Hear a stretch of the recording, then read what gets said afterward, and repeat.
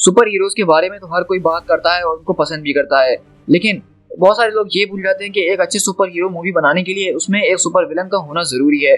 और जितना ज्यादा सुपर हीरो जरूरी होता है एक मूवी के लिए, उतना ही ज्यादा उसका सुपर विलन भी जरूरी होता है उस मूवी को मशहूर करने के लिए। सो guys, this is Speed tiger और आज की इस वीडियो में मैं आप लोगों के साथ बात करने वाला हूँ top 10 villains in Marvel Cinematic universe. और आज की इस वीडियो के अंदर मैं सिर्फ सुपर विलन्स के ऊपर नहीं बल्कि विलन्स को भी इस लिस्ट में इंक्लूड करने वाला हूँ। और हाँ, सिर्फ मूवी के मेन विलन्स नहीं बल्कि हमारे पास कुछ ऐसे साइड विलन्स भी हैं जो कि मुझे मेन विलन से ज्यादा इंटरेस्टिंग और जबरदस्त लगते हैं।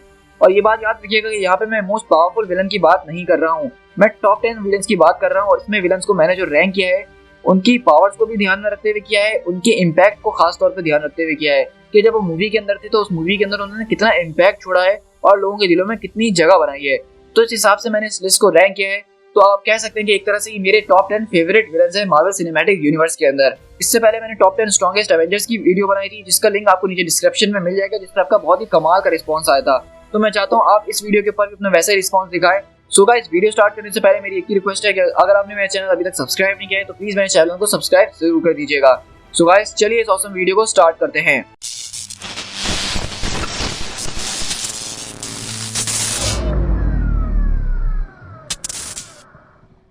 Number 10, ego the living planet. अगर ईगो द लिविंग प्लेनेट की मैं बात करूं तो शॉर्ट वर्ड्स में मैं इसको ऐसे डिस्क्राइब करना चाहूंगा कि एक बहुत ही बुरा बाप और कुछ भी नहीं। मतलब हमें पता है कि ये जो है एक सेलेस्टियल है और ये बहुत ही ज्यादा पावरफुल है। और इसकी जो मुझे सबसे ज्यादा मजेदार बात ये लगी थी कि किस तरह से ये अपने बच्चों को इस्तेमाल कर रहा था अपनी पावर को शेयर करने के लिए, और जो बच्चा उसके काबिल नहीं होता वो उसको मार देता था। और पूरी यूनिवर्स में बेसिकली अपने इतने सालों की इतनी सेंचुरीज की जो उसने लाइफ गुजारी उसने सिर्फ यही करा है। और आखिरकार उसको एक हकदार बेटा मिलता है जो कि स्टार लॉर्ड होता है और उसको वो मारने की पूरी कोशिश भी करता है। तो यहाँ से साबित हो गया कि ईगो द लिविंग प्लेनेट से ज्यादा इविल कोई हो नहीं सकता है, जिसने अपने बच्चे पैदा इसीलिए करे थे ताकि वो उनको इस्तेमाल कर सके एक बैटरी के तौर पे।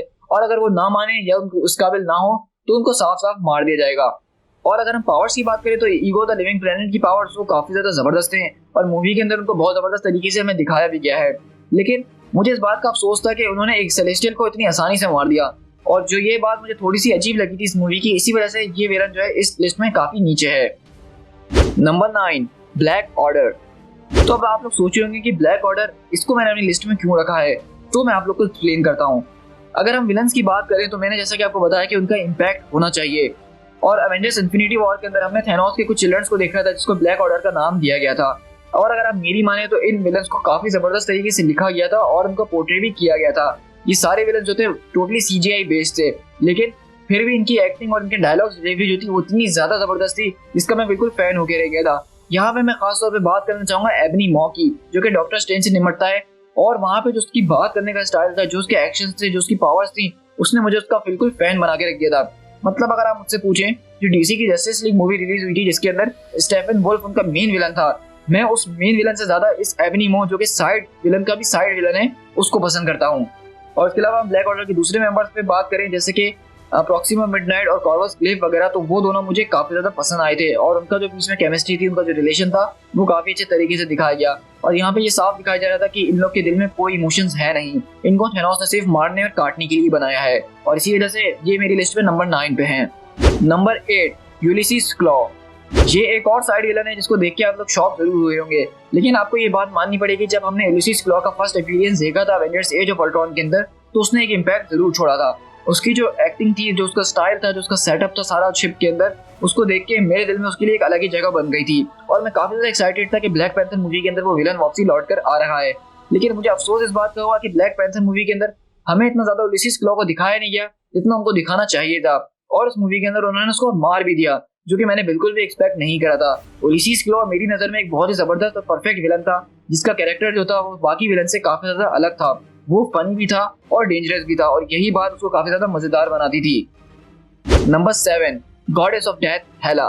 तो थॉर रैग्नारॉक के अंदर हमें जो है थॉर का सबसे ज्यादा खतरनाक विलन मिला, जो कि कोई और नहीं बल्कि उसी की बहन थी, जिसके बारे में वो जानता तक नहीं था। और यहाँ पे हमें पता चला कि हेला जो गॉडेस ऑफ डेथ है वो इतनी ज्यादा खतरनाक है कि ओडिन भी उससे बेजार आ गए थे और उसको कैद कर दिया था। और ये बात बिल्कुल सच साबित होती है जब हमने देखा कि हेला अपनी पहली एंट्री के अंदर थॉर के म्योनिर के टुकड़े टुकड़े करके रख देती है। और ये बात जब हम सबने देखी तो हम लोग बिल्कुल हिल के रह गए थे। और इस मूवी के अंदर हमने देखा कि उसकी पावर बहुत ही ज्यादा खतरनाक, यहाँ तक कि थॉर और लोकी दोनों मिलकर भी उससे जो है निमट नहीं पा रहे थे।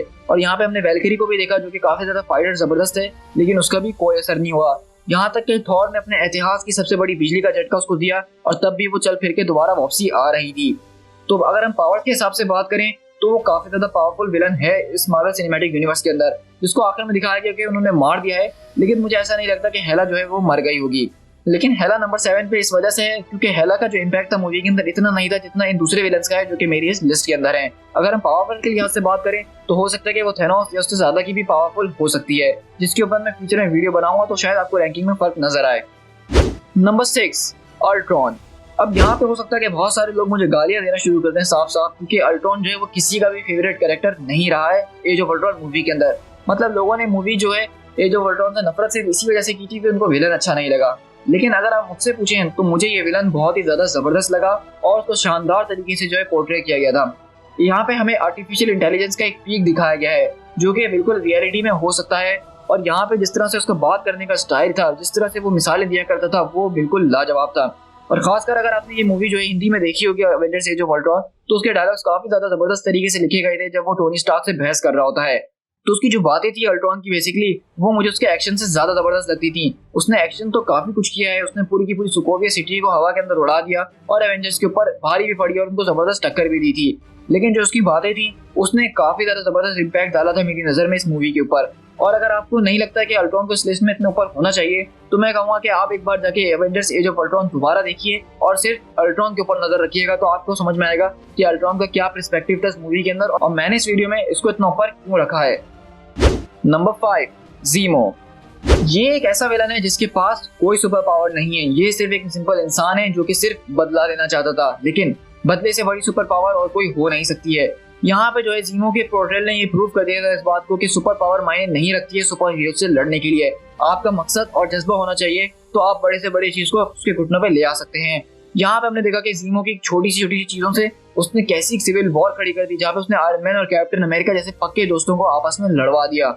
और ये छोटी बात बिल्कुल कहीं से भी नहीं है। यहाँ पे इस बात का अंदाजा होता है कि ज़ीमो के पास कोई पावर नहीं है लेकिन फिर भी वो इस लिस्ट में इतने ऊपर है। तो उसकी वजह यही है कि उसका इम्पैक्ट था, उसकी वजह से इतनी ज्यादा लड़ाई हुई, उसकी वजह से ब्लैक पैंथर के फादर टीचाका मारे गए, बाकी बात बदनाम हो गया, आयरन मैन और कैप्टन अमेरिका की लड़ाई हो गई और इस वजह से इन्फिनिटी वॉर के अंदर वो दोनों एक साथ नहीं थे और इसी वजह से कहीं हद तक वो लोग थेनोस से हारे भी थे। तो देखा जाए अगर थेनोस को जितवाने में किसी का हाथ है तो वो किसी और का नहीं बल्कि ज़ीमो का है। और मजेदार बात यह है कि ज़ीमो जो है हमें बहुत जल्द falcon and the winter soldier की टीवी सीरीज के अंदर नजर आने वाला है।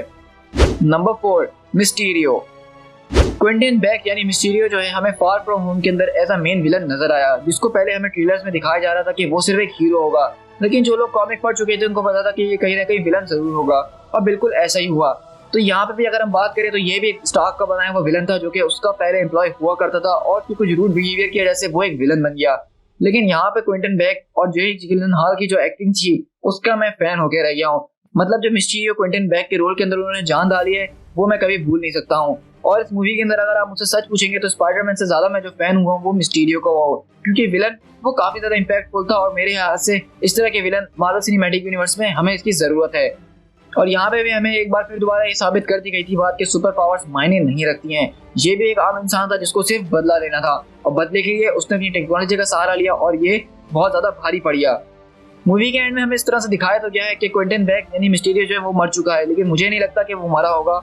और स्पाइडरमैन की जब सिनिस्टर 6 की मूवी रिलीज की जाएगी तो उसके अंदर वो एक बहुत जबरदस्त और इम्पोर्टेंट रोल प्ले करने वाला है। टॉप 3 पे जाने से पहले मैं यहाँ पे कुछ ऑनरेबल मेंशंस आपके साथ शेयर करना चाहता हूँ। ये वो विलेंस हैं जो कि इस लिस्ट में कहीं ना कहीं हो सकते थे, लेकिन ये लिस्ट इतनी ज्यादा टाइट थी कि इसके अंदर ये आ नहीं सके, लेकिन इनका मेंशन करना इस लिस्ट में वो ज्यादा जरूरी है। तो सबसे पहले मैं अगर बात करूँ तो मैं वुल्चर की करूंगा जो कि स्पाइडरमैन होमकमिंग का विलन था। और यहाँ पे भी हमें एक बार यही दिखाया गया था कि ये भी जो है एक आम आदमी है और स्टार्क की बदौलत ही इसको विलन बनाया गया है। और इसका जो पोर्ट्रेल था मुझे इस वजह से ज्यादा खास लगा क्योंकि ये सब कुछ कर रहा था अपनी फैमिली के लिए। इसको दरअसल ऐसा लग ही नहीं रहा था कि ये एक विलन है और ये गलत काम कर रहा है। और यही बात एक विलन को सबसे ज्यादा खतरनाक बनाती है कि उसको ये लग ही ना रहा हो कि वो गलत कर रहा है। और इसीलिए मुझे लग रहा था कि इस लिस्ट में उसको कहीं ना कहीं होना चाहिए था। साथ ही साथ मैं बात करना चाहूंगा यहाँ पे आयरन मैन 3 से मैंडेरिन की। ये विलन अगर आप मुझसे पूछें पूरी मूवी के अंदर मुझे सबसे बेस्ट पार्ट मैंडेरिन लगा था। इसकी एक्टिंग और इसका जो रोल था वो बहुत ज्यादा जबरदस्त था। लेकिन इस लिस्ट में सिर्फ ये एक वजह से नहीं है और वो वजह ये है कि ये जो था दरअसल असल मैंडेरिन था ही नहीं। हमारे साथ पूरी मूवी में एक जोक किया गया कि मैंडेरिन नाम का कोई आदमी है ही नहीं, ये सिर्फ उसकी एक्टिंग कर रहा है। और ये रीजन जो है ये उसने मुझे बहुत ज्यादा हर्ट किया था और इसी वजह से मैंडेरिन का कैरेक्टर हमारी टॉप 10 की लिस्ट में नहीं है। Number 3, Erik Killmonger. ये एक ऐसा विलन है जिसको मैंने बिल्कुल भी एक्सपेक्ट नहीं करा था कि ये मेरी लिस्ट में कभी इतना ऊपर आएगा, लेकिन नंबर 3 में आने का एक बहुत बड़ा मकसद है और वो ये है कि इसकी बैक स्टोरी वो बहुत ही ज्यादा सॉलिड दिखाई गई है और इस विलन को दिखाया गया है कि ये विलन सच में विलन क्यों बना है। मतलब मैं मानता हूँ कि अगर कोई मेरे साथ भी इसकी जगह होता तो शायद मैं भी इसकी तरह एक विलन ही बनता, ना कि कोई हीरो।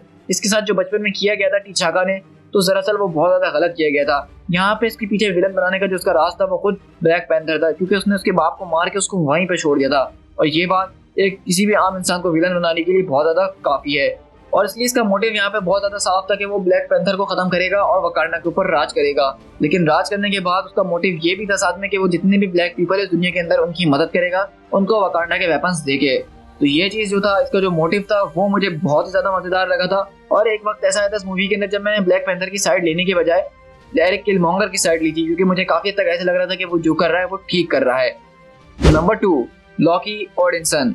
तो लोकी के बारे में मुझे कुछ कहने की जरूरत नहीं है और मैं जितना कहूंगा उतना ही कम होगा। लोकी को हम बहुत टाइम से देख रहे हैं मार्वल सिनेमैटिक यूनिवर्स के अंदर और हम सब जानते हैं कि वो कितना कमाल का है। मतलब उसका जो कैरेक्टर है, उसकी जो एक्टिंग है, उसका जो चार्म है, उसकी कोई बात ही नहीं है। उसके पास पावर बहुत सी हैं, लेकिन वो उसका इस्तेमाल कम से कम करता है। उसकी सबसे बड़ी ताकत उसकी बातें हैं। उसकी बातें ऐसी होती हैं कि वो बड़े से बड़े लोगों को मैनिपुलेट कर देती हैं और क्या कुछ करवाने पे मजबूर कर देती है। यहाँ तक कि हमने देखा कि एवेंजर्स मूवी का पहला विलन वो खुद लोकी ही था। लोकी को गॉड ऑफ मिस्चिफ ऐसी ही नहीं कहा जाता, बल्कि उसकी हरकतें ही कुछ ऐसी हैं। उसको चाहे कुछ भी कर लो, वो अपनी हरकतों से बाज नहीं आने वाला है। लेकिन हमने देखा था कि थॉर रैग्नारॉक के एंड में उसने एक अच्छाई का रास्ता लिया था और इन्फिनिटी वॉर में जो था उसकी मौत हो जाती है थैनोस के हाथों। और इस बात का मुझे आज तक अफसोस रहेगा कि उन्होंने लोकी को मार दिया। लोकी की जब मौत हुई थी तो वो बिल्कुल मेरे लिए अनएक्सपेक्टेड थी और मुझे इसका बहुत बड़ा सदमा था। लेकिन सदमे की बात गई पीछे, क्योंकि अब हमारे पास लोकी की टीवी सीरीज आ रही है जिसके अंदर हम लोकी को देखने वाले हैं, जो कि एक अल्टरनेट अर्थ से होने वाला है और इस सीरीज के अंदर वो और भी ज्यादा धूम मचाने वाला है, जिससे लोकी की रैंकिंग हो सकता है कि और भी ऊपर आ जाए। Number 1, Mad Titan Thanos. तो वो विलन कैसे नहीं हमारी लिस्ट में नंबर 1 पे होगा, जिसको लाने के लिए मार्वल सिनेमैटिक यूनिवर्स में 10 साल से मेहनत की गई हो, जिसकी झलकियां हमें थोड़ी थोड़ी करके दिखाई गई हो और हमें तड़पाया गया हो उस विलन को दिखाने के लिए। तो ये विलन तो नंबर 1 पे आना ही था। बेसिकली अगर आप मुझसे बात करें तो मुझे इन्फिनिटी वॉर वाला जो थैनोस था वो ज्यादा पसंद आया था एवेंजर्स एंड गेम वाले से, क्योंकि इन्फिनिटी वॉर वाला जो थैनोस था उसका मोटिव बहुत ज्यादा साफ और वो बहुत ज्यादा काम था। वो कहीं पे भी जल्दी नहीं कर रहा था, बल्कि वो एक बहुत बड़ा प्लान बना चुका था जिसको अब वो स्टेप बाय स्टेप एग्जीक्यूट कर रहा था, जिससे मुझे लग रहा था कि वो एक तरह का प्रोफेशनल विलन है। उसने जो है विलन बनने के लिए वो पैदा हुआ है, उसकी सारी जिंदगी उसने इसी के ऊपर काम किया और अब वो उसको एग्जीक्यूट कर रहा है। और एक यही वजह थी जिसकी वजह से थैनोस जो था एवेंजर्स इन्फिनिटी वॉर के अंदर सक्सेसफुल साबित हुआ था। तो थैनोस का मोटिव जो था इस पूरे इन्फिनिटी सागा के अंदर वो ये था कि यूनिवर्स के रिसोर्सेज कम हो रहे हैं और हमें उसको बैलेंस करने के लिए आधे लोगों को मार देना चाहिए। लेकिन और उसको विलन भी यही बात बनाती है बेसिकली, अगर वो चाहता तो यूनिवर्स के रिसोर्सेज को डबल कर सकता था, जिससे लोगों को मरने की जरूरत नहीं पड़ती और सबको रिसोर्सेज बराबर के मिल जाते। लेकिन उसने सोचा कि वो लोगों को आधा कर दे ताकि रिसोर्सेज वहीं के वहीं रहें। और इसीलिए मैं थैनोस को जो यहाँ पे नंबर 1 पे रखता हूँ अपनी लिस्ट में। और मैं समझता हूँ कि आप सब मेरी इस बात से बिल्कुल अग्री करते होंगे कि थैनोस नंबर 1 पे डिजर्व करता है। वैसे अगर बात की जाए लोकी और थैनोस की तो इन दोनों के बीच थोड़ा कम ही डिफरेंस था, लेकिन फिर भी थैनोस ने जो है काफी ज्यादा मेहनत करी और हमें बहुत जबरदस्त तरीके से एंटरटेन करा सिर्फ इन 2 मूवीज के अंदर ही। और थैनोस जैसा विलन मेरे हिसाब से अब 10-15 साल तक कोई और नहीं आने वाला है सिनेमैटिक फ्यूचर के अंदर। सो गाइस, ये थे मेरे top 10 villains Marvel Cinematic Universe के अंदर। आई होप कि आपको इस लिस्ट के अंदर मेरी विलन की रैंकिंग्स जो है वो काफी ज्यादा पसंद आई होंगी। मुझे उम्मीद है कि कुछ रैंकिंग्स जो है आपको उन्होंने शॉक कर दिया होगा कि ये विलन यहाँ पे कैसे आ गया। तो मैं चाहता हूँ कि आप मुझे उन विलन्स के बारे में बताइए जिनसे आप शॉक हुए हैं, और आप साथ में मुझे अपने टॉप 3 विलन्स भी बताइए कि आपके हिसाब से मार्वल सिनेमैटिक यूनिवर्स के अंदर टॉप 3 विलन्स कौन हो सकते हैं। और साथ ही साथ मेरी इस वीडियो को लाइक करिएगा, अपने दोस्तों के साथ शेयर जरूर कीजिएगा और इस तरह की और ऑसम वीडियोस देखने के लिए मेरे चैनल को सब्सक्राइब जरूर कीजिएगा।